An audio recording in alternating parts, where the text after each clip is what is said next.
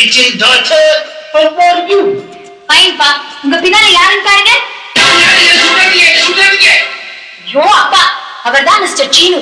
நம்ம ஆர்கே சார்ல உங்க அசிஸ்டண்டா வேலைக்கு சேர கூட்டி வந்தாரு. சபாஷ் சபாஷ்.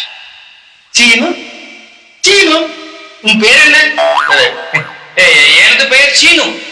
எங்க கேட்ட மாதிரி இல்ல இப்போ. நான் தான் உங்ககிட்ட சொன்னேன். எஸ் சீனு, எனக்கு ஒரு அசிஸ்டன்ட் தேவைதான். Okay. ஆனால் அதற்கு முன் எனது கேள்விகள் சிலவற்றை நீ சந்திச்சே ஆகணும். சொல்லுங்க, எங்க இருக்காங்க? ஐ எம் சாரி, கேள்விகளா? குளிச்சுட்டு வா, டிஃபன் சாப்பிடலாம். சாரி சார், எனக்கு வேலை கிடைக்கிற வரைக்கும் நான் குளிக்கிறது இல்லைன்னு வேண்டிட்டு இருக்கேன். Very good policy. தள்ளி நின்று தப்படிக்க. சீனு, மை ஃபர்ஸ்ட் क्वेश्चन, என்னுடைய முதல் கேள்வி, சினிமாவில் வர அப்பா ஏன் கண்ணாடி போட்டுக்கிறார்? அப்பதான் அழுவுற சீன் வந்து அதை கழட்டிட்டு அழ முடியும். இல்லாட்டா அப்பாவுக்கு கழட்டுறதுக்கு எதுவுமே இருக்காது. எல்லாத்தையும் கதாநாயகி செஞ்சிருவாங்க. Very good. என்னுடைய அடுத்த கேள்வி, கேளுங்க. படத்துல ஒரு சீன் மெட்ராஸ்ல மாம்பழத்துல நடக்குது. கதாநாயகனோட தங்கச்சிக்கு பிளட் கேன்சர் வந்துருது. You mean leukaemia? Yes. Doctor மருந்து சீட்டு எழுதி கொடுக்குறாரு.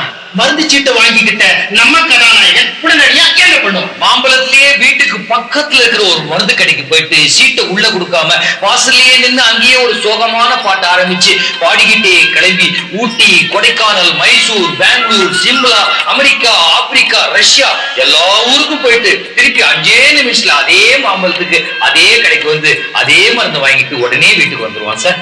பட் அப்பதான் இது உலகம் முழுக்க எடுக்கப்பட்ட படம் அப்படின்னு விளம்பரப்படுத்த முடியும். சூப்பர். இதே மாதிரி சிச்சுவேஷன் டிவி தொடர்ல வந்தா அந்த கதாநாயகன் என்ன பண்ணுவான்? டிவி தொடர்ல இந்த டிவி தொடர் இருக்கு பாருங்க, அது 2 விதம் இருக்கு. ஒண்ணு 13 வாரத்திலேயே முடியும், இன்னொன்னு வந்து மெகா சீரியல். முதல்ல 13 வாரத்துல முடியுமே, அதை பத்தி பார்க்கலாம்.